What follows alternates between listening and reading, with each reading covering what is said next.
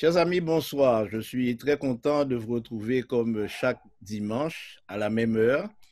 Et c'est toujours un plaisir de vous revoir et surtout d'accueillir Michel Kenmoué qui, depuis déjà plus d'un mois, nous entretient sur la communication dans le couple. Le sujet de ce soir est très important, très intéressant puisqu'il s'agit de manifester son amour à travers le langage du partenaire. Alors, Michel Kenmoué, est-ce qu'on pourrait savoir pourquoi vous n'avez pas mis parler le langage du partenaire, mais plutôt communiquer dans la langue du partenaire? Alors, merci, pasteur, merci, chers amis, pour ce programme. Je suis toujours très honoré de prendre la parole et de pouvoir échanger avec chacun de nous sur ce sujet. Déjà, dire pasteur, en fait, nous avions terminé le programme de la semaine dernière avec un exercice de quiz sur les 5 langages de l'amour où on devrait, à l'issue de cet exercice, chaque couple devrait pouvoir déterminer quels sont les langages d'amour prédominants au sein du couple.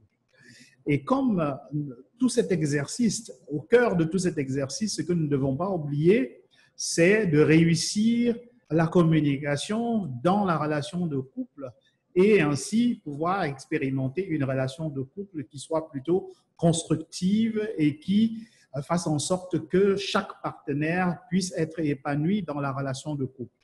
C'est à cause de cela que, voulant ramener à notre sujet premier qui est celui de la communication, j'ai dit la communiquer dans le langage de son partenaire. Parce que, comme nous le verrons dans quelques instants, c'est vrai, nous avons, dans l'exercice de la semaine passée, identifié les langues, le langage de l'amour, son propre langage de l'amour et le langage de l'amour de son partenaire, mais il faut encore savoir utiliser ce savoir-là. On sait quel est le langage, mais qu'est-ce qu'on en fait? Et c'est la raison pour laquelle nous sommes là ce soir. Qu'est-ce que nous pouvons faire de cette connaissance du langage de l'amour de notre partenaire? Communiquer dans la langue du partenaire. Oui. Quelle relation cela a-t-il avec le langage parlé, le langage gestuel, le langage du corps?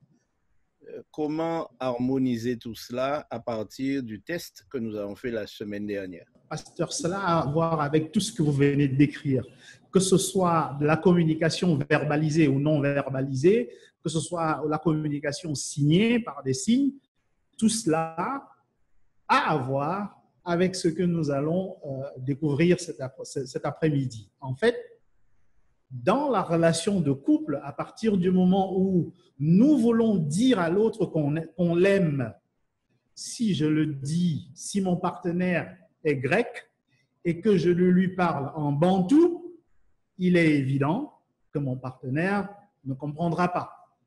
Quel que soit le degré d'énergie que j'y mets à lui faire comprendre ce que je suis en train de dire en bantou, mon partenaire grec ne comprendra pas parce que mon partenaire grec aurait souhaité que pour lui dire ce que je sens, que je le lui dise en grec parce que c'est la langue qu'il comprend le mieux. Je pense que c'est cette image-là que nous pouvons nous utiliser pour mieux représenter la portée de l'exercice de ce soir. C'est que la découverte du langage d'amour de mon partenaire est pour moi un soulagement. Parce que désormais, je sais quelle est la meilleure façon de faire connaître à mon partenaire que je l'aime, que je tiens à lui ou bien à elle. Et en cela, la connaissance de son langage d'amour m'aide dans le choix des mots, dans le choix des gestes, dans le choix des attitudes que je dois adopter pour être sûr que mon partenaire a compris ce que je veux lui faire passer comme message. Comparativement au code de la route, les priorités Oui. sont fixées à droite.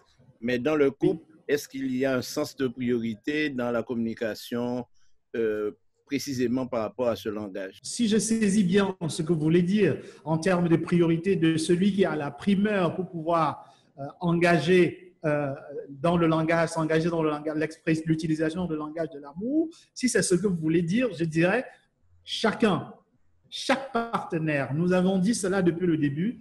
La relation de couple, c'est une relation de co-construction. On ne peut pas s'attendre à ce que ce soit l'autre qui fasse le pas. Mais seulement, je le dis cela aussi entre guillemets en disant que nous devons aussi nous adapter à la culture de notre partenaire.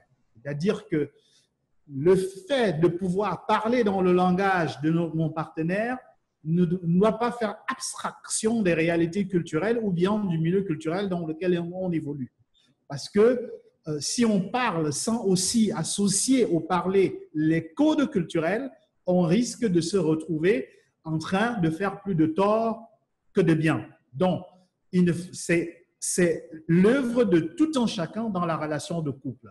Chaque partenaire doit s'exercer à utiliser le langage de l'autre. La semaine dernière, je faisais remarquer que notre public est féminin.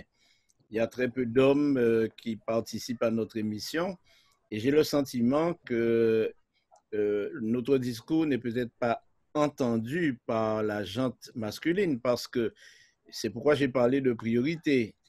Il y a très souvent une attente de la part d'un des partenaires et c'est souvent l'attente de l'épouse qui souhaite que son époux comprenne ou apprenne les langages, etc., etc.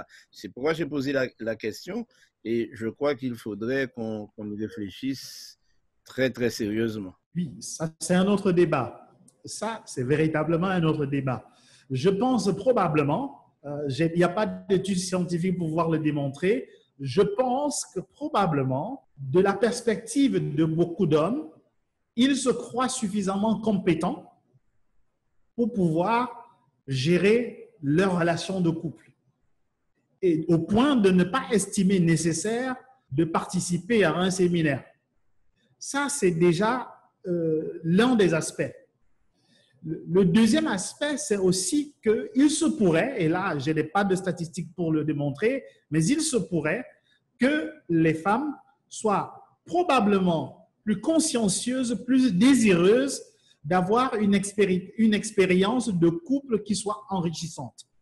Mais on ne peut pas dire que cela soit réservé à la femme parce que, comme tu viens de le faire remarquer, nous n'avons pas les hommes présents pour qu'ils le disent, ou bien on n'en a pas assez pour qu'ils le disent. Peut-être qu'ils le désirent, mais ne l'expriment pas par la même manière que les femmes sont en train de le faire, en allant à la recherche des compétences qui vont leur permettre d'avancer, mais que c'est aussi là en eux et que peut-être parfois, lorsque leur épouse pourra, à l'issue de cet exercice, démontrer le changement positif qui s'est produit et qui a apporté un plus dans leur relation de couple, peut-être que la prochaine fois, ils seront plus intéressés à y prendre part. Oui, c'est pourquoi je me disais que est-ce que ce n'est pas une autre forme de langage aussi qu'il faudrait que les épouses décodent dans leur relation avec leur mari? Vous l'avez dit. Alors, on va revenir donc à notre exercice de la semaine passée et j'aimerais bien avoir un petit feedback, un retour d'expérience, surtout pour les couples qui ont fait l'exercice à deux. Alors, la première question que j'aimerais que vous puissiez répondre, c'est de me dire, est-ce que le langage de votre couple, de votre partenaire que vous avez choisi a coïncidé avec ce que votre partenaire, lui, il a choisi en faisant l'exercice? Et de deux, qu'est-ce qui est ressorti de cet exercice conjoint d'identification de votre langage? J'aimerais bien écouter les uns et les autres avant qu'on ne passe à comment utiliser ce savoir-là dans la relation de couple. Chers amis, communiquer dans la langue de son partenaire, c'est l'exercice que chacun de nous se doit de faire pour être sûr et certain que son partenaire comprend l'expression que nous lui, ou le message que nous lui faisons parvenir pour signifier que nous l'aimons. Et en cela, j'aimerais commencer par rappeler un certain nombre de principes, si on peut dire ainsi.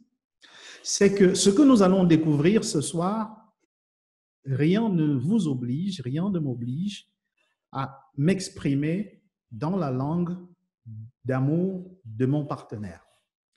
Je peux continuer toujours comme je le fais aujourd'hui, ou comme j'ai l'habitude de faire en disant, je vais exprimer l'amour à mon partenaire en suivant la manière par laquelle j'ai vu mes parents le faire ou par la manière dans laquelle je me sens le plus à l'aise à le faire. Je peux continuer à faire ça. Finalement, il n'y a rien de mal à le faire. Mais seulement, nous l'avons dit la semaine passée, c'est que, étant donné que mon partenaire, lui aussi, il a aussi une expérience différente de la façon par laquelle ses parents exprimaient l'amour, il est différent de nous, il peut arriver, et ça arrive très souvent, que la manière par laquelle il s'attend à ce qu'on puisse lui exprimer l'amour ne corresponde pas à la manière par laquelle vous êtes en train de le lui exprimer. Et si c'est le cas, vous pouvez donc vous retrouver dans le cas, par exemple, de cette épouse qui disait, après 20 ans de mariage au docteur Gary Chapman, qu'elle a tout fait, elle a travaillé, elle faisait tous les travaux, elle s'arrangeait à ce qu'il ait toujours son plat à temps, que ses habits soient toujours bien repassés, que ses chaussures soient toujours bien rangées, et qu'en retour, elle avait le sentiment que ce dernier n'avait aucune considération pour tout ce service qu'elle rendait à l'endroit de son époux pour lui manifester tout l'attachement qu'elle avait vis-à-vis de lui. Gary Chapman, en discutant avec elle, en discutant avec le couple, découvre que certes, son épouse a passé toute sa vie à exprimer son amour en utilisant le langage d'amour qu'est les actes de service, alors que son partenaire n'avait pas comme langage d'amour prédominant les actes de service. Et ainsi, au soir, après 20 ans de mariage, elle a le sentiment que c'était un gâchis, alors qu'au fond, c'était tout simplement parce qu'elle exprimait son amour dans un langage pour lequel son partenaire n'était pas le plus sensible. Donc, on peut continuer, on peut se dire, ce n'est pas nécessaire, tout cela, à quoi bon? Mais nous pensons que exprimer l'amour dans le langage que son partenaire comprend est bénéfique non seulement pour le partenaire, mais aussi pour soi. Parce que quand le partenaire reçoit la preuve de votre amour, il est censé ou elle devrait vous le rendre aussi par une marque d'amour aussi. L'autre élément que je pense qu'il convient aussi de garder à l'esprit, c'est que très souvent, dans les relations de couple, lorsque vous entendez votre partenaire se plaindre tout particulièrement d'une attitude et revenir là-dessus très souvent, dites-vous bien que derrière cette attitude que votre partenaire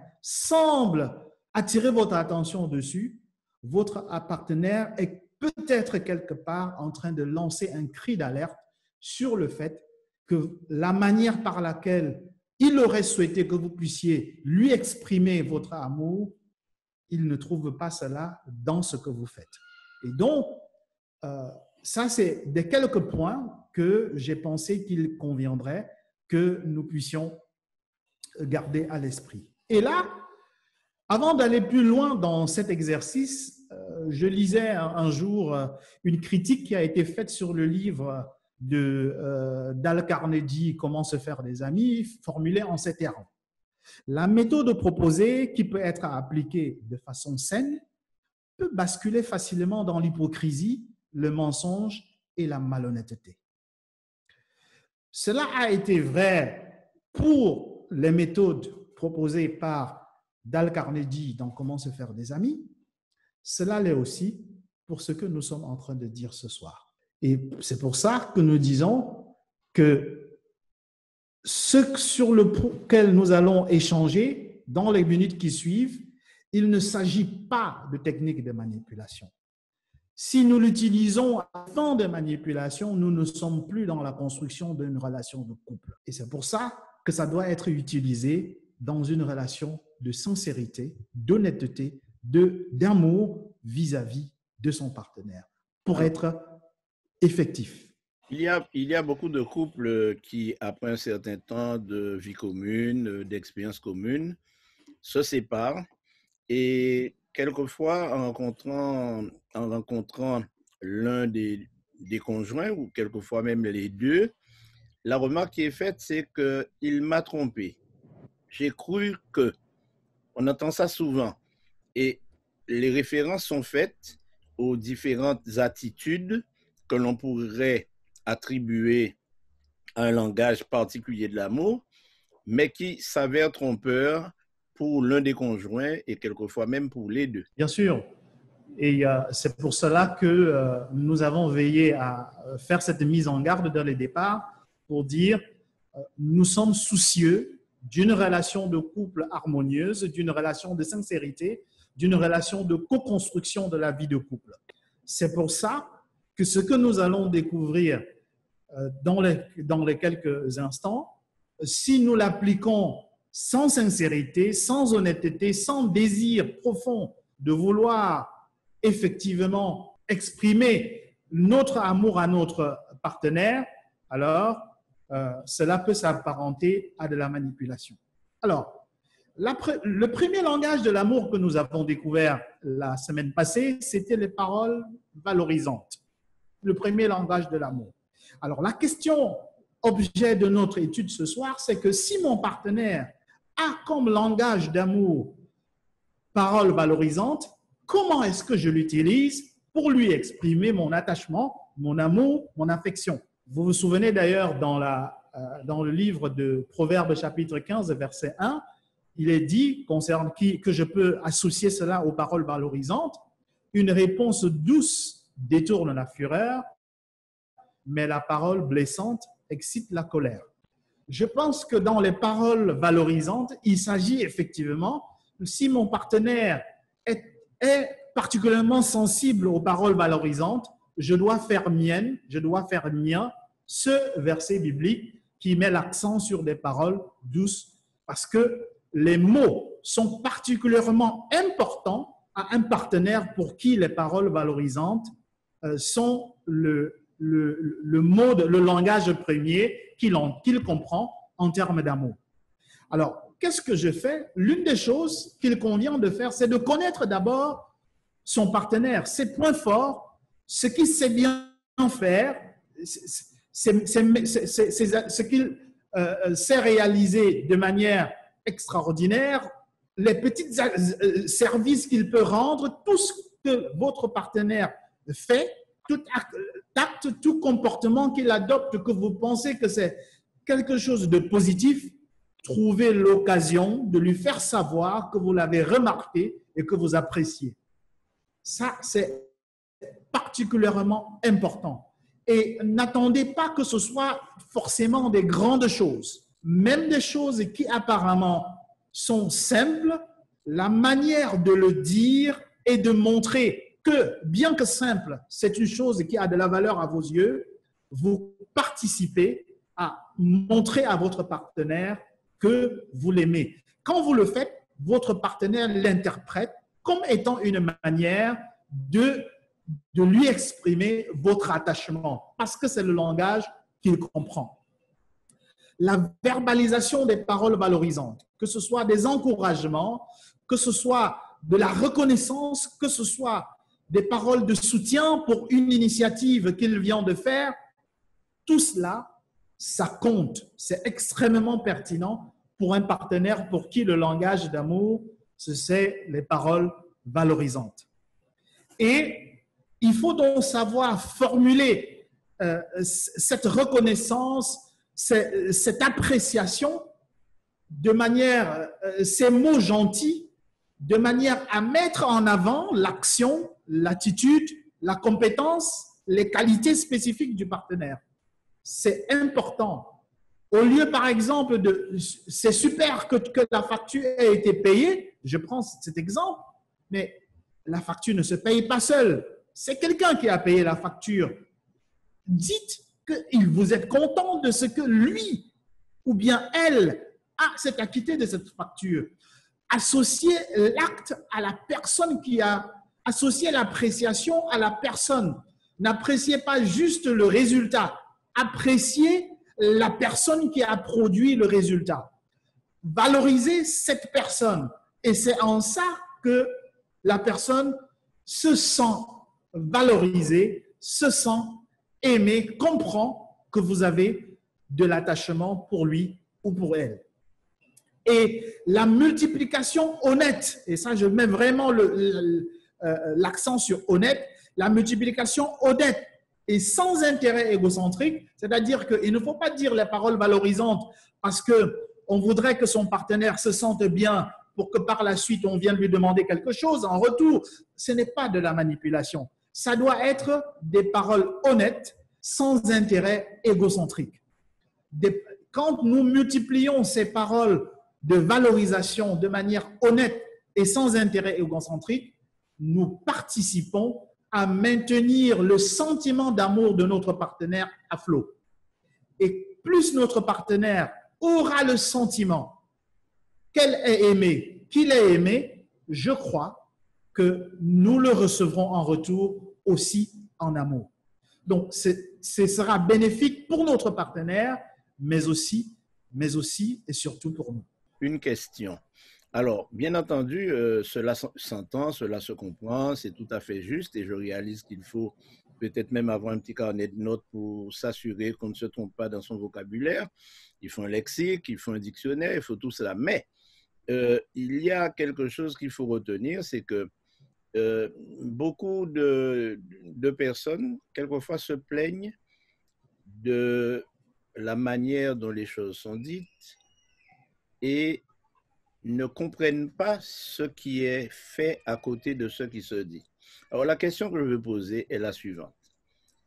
Comme nous ne sommes pas des êtres parfaits et que chaque conjoint commet des erreurs, y compris de langage dans l'amour ou des erreurs dans le comportement, comment l'amener à se corriger à travers les remarques qu'on lui fait? Là, je pense que c'est plus un sujet, c'est plus une question qui peut faire l'objet d'une session. Comment formuler les observations vis-à-vis de son partenaire? Parce que ce n'est pas propre uniquement dans le cas des paroles valorisantes, c'est véritablement tout en art la formulation de la critique, si on peut l'appeler ainsi, de manière à être entendu et que notre partenaire comprenne que ce que nous avons fait, la formulation de cette critique, c'est à des visées positives.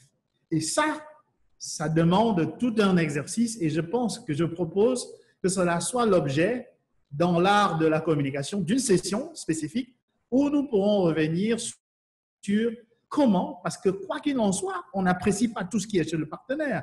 Il y a des choses qu'on n'apprécie pas et d'une manière ou d'une autre, il faut pouvoir trouver le moyen de pouvoir dire à son partenaire qu'on n'apprécie pas. Et ça, je pense que ce serait intéressant que cela fasse l'objet d'une session spécifique parce qu'il y a pas mal de tournures, d'éléments qui entrent en jeu dans cet exercice. Bien sûr, parce qu'on pourrait avoir l'impression qu'il faut multiplier les paroles valorisantes au point d'oublier même les défauts de son partenaire. Et bien souvent, les femmes, puisque bon, je ne peux parler que d'elles, je ne peux que parler des femmes qui sont toujours en attente de voir changer des attitudes après avoir multiplié des paroles valorisantes. Donc, il y a bien un moment où il faudra utiliser quelques paroles, non pas dévalorisantes, mais très valorisantes pour qu'ils arrivent à comprendre. C'était un peu le sens. Et l'une des méthodes, c'est de savoir exprimer son ressenti, c'est de savoir formuler sa critique sous forme de ressenti par rapport à une question. On ne critique pas la personne, on critique l'acte, on critique l'attitude.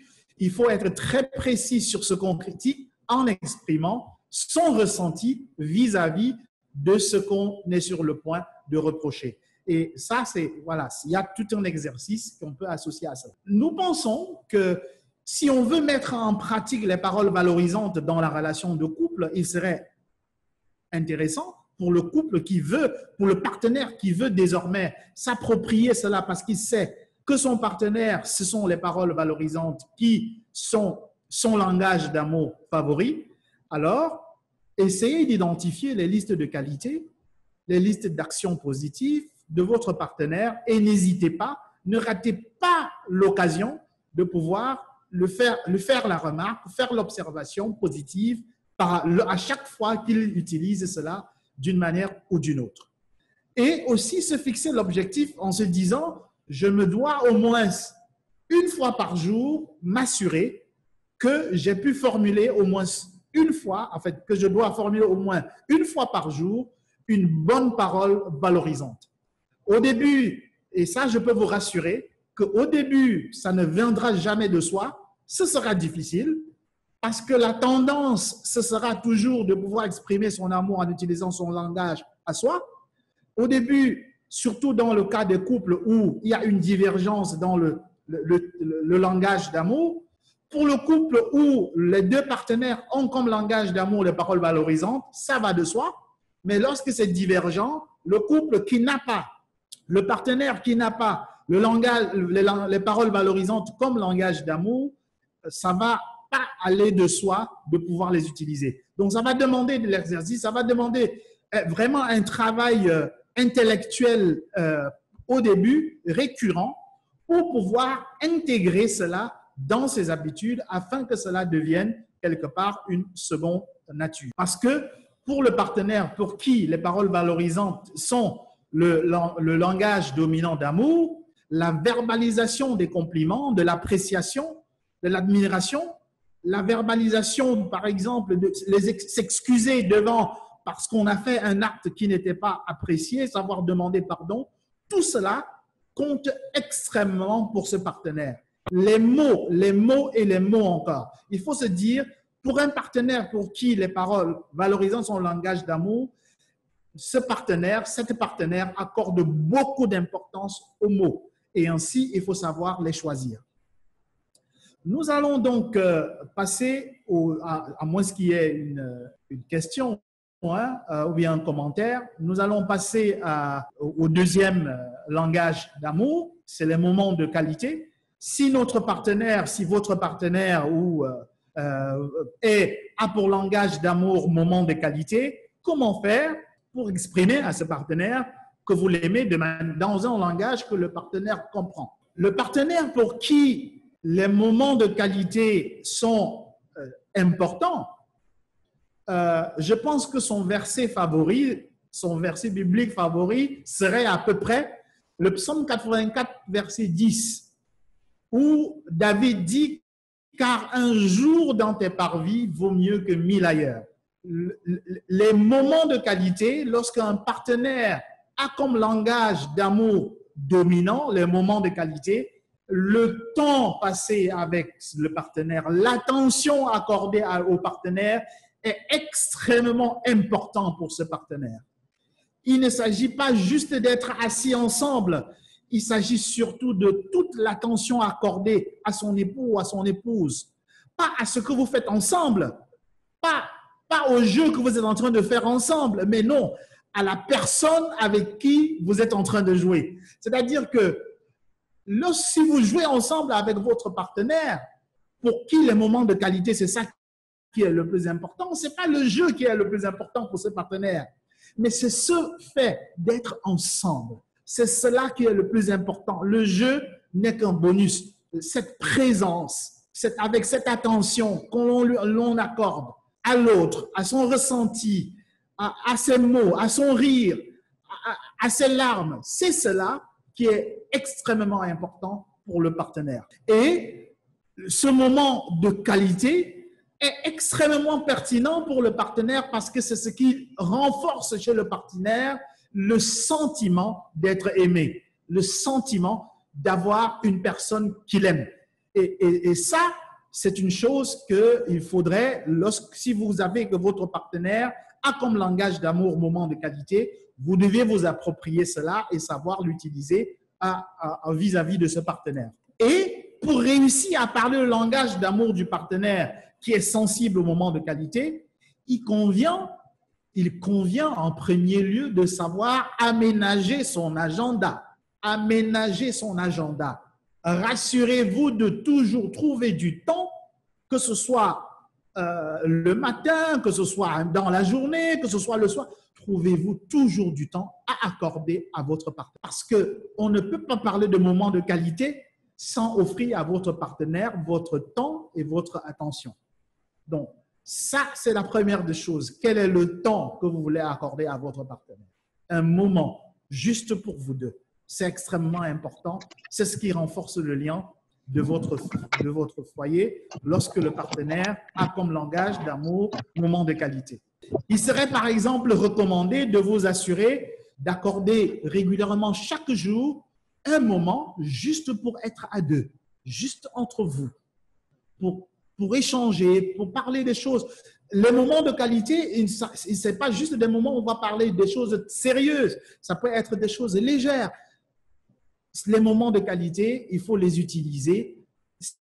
Ce n'est pas ce qui se dit à ces moments-là qui compte, mais c'est l'attention que l'on accorde à l'autre, au partenaire qui en a besoin. C'est ce qui fait toute la différence dans un couple où le partenaire a comme langage d'amour dominant un moment de qualité. Oui, alors pendant le confinement, on a eu plusieurs rapports, même sur les ondes, sur les grandes chaînes, qui parlaient justement des difficultés pour les couples d'être ensemble tout le temps. Alors, évidemment, le confinement a obligé les hommes et les femmes à rester ensemble. Et des moments de qualité en plein confinement. Oui, mais ce n'est pas pour tout le monde qu'être ensemble à longueur de journée est un moment de qualité, pasteur. Tout est fonction du climat qu'on a réussi à instaurer dans le foyer. Sinon, ce n'est pas des moments de qualité. Et même si dans la relation de couple, vous n'avez pas, aucun des partenaires n'a comme langage favori moment de qualité, vous pouvez être tous ensemble à la maison et ne pas être en train d'expérimenter les moments de qualité. Donc, donner à chacun son espace. Voilà. Et parler dans ce que je viens de dire tantôt, de l'écoute active comme étant particulièrement important pour le partenaire pour qui le langage d'amour favori est le langage d'amour et les moments de qualité. Nous avions, je crois, au cours des émissions précédentes, parlé de l'écoute active. Je ne vais pas revenir là-dessus. Je prendrai cet exemple. Un partenaire dont le langage d'amour est le moment de qualité, qui commence par exemple à raconter ses déboires ou ses succès de la journée, est en train de faire une invite à la conversation pour satisfaire son besoin de moments de qualité. C'est-à-dire que votre partenaire, si votre partenaire a comme langage d'amour moment de qualité et qui revient du boulot, ou bien que vous rencontrez à la maison et que votre partenaire vous invite et commence à vous raconter ses déboires ou bien ses succès de la journée, en fait, ce n'est pas tant ce déboire ou ce succès qui est important, c'est une invite à un moment de qualité. Et cette invite à ce moment de qualité, ce n'est pas un moment pour trouver des solutions. C'est-à-dire, parfois, on fait cette erreur que lorsque le partenaire nous invite à pouvoir partager avec nous peut-être ses déboires de la journée, ses difficultés, la tentation, et généralement c'est l'homme qui a cette tentation est beaucoup plus forte chez l'homme, c'est de vouloir proposer des solutions, de pouvoir aller droit au but et de pouvoir dire voilà comment est-ce qu'on peut résoudre ça, voilà comment est-ce que tu aurais pu faire ça. Alors qu'en fait, pour le partenaire ou la partenaire qui fait cette invite au moment de qualité, ce que cette partenaire veut, parce que l'écoute active lui donne le moment de qualité qu'il ou qu'elle a besoin à ce moment précis. Et si vous savez écouter cette invite et répondre favorablement à cette invite, vous aurez fait un grand bien à votre partenaire. Alors, je m'arrête là. On peut dire encore davantage sur les moments de qualité. Je vais avancer au point suivant s'il n'y a pas de commentaires ou bien de questions. Ben, je pense que ce serait peut-être bien de garder les autres langages pour la session suivante. Donc, je veux vous remercier. Je pense aussi. Je veux vous remercier d'avoir assisté, d'avoir participé. Je crois que la semaine prochaine, nous aurons plaisir à aller plus loin. Et ceux qui avaient oublié peut-être d'amener le résultat de leur test ou qui n'avaient peut-être pas envie de parler en l'absence de leur conjoint de l'expérience qu'ils ont faite, ils pourront le faire la semaine prochaine.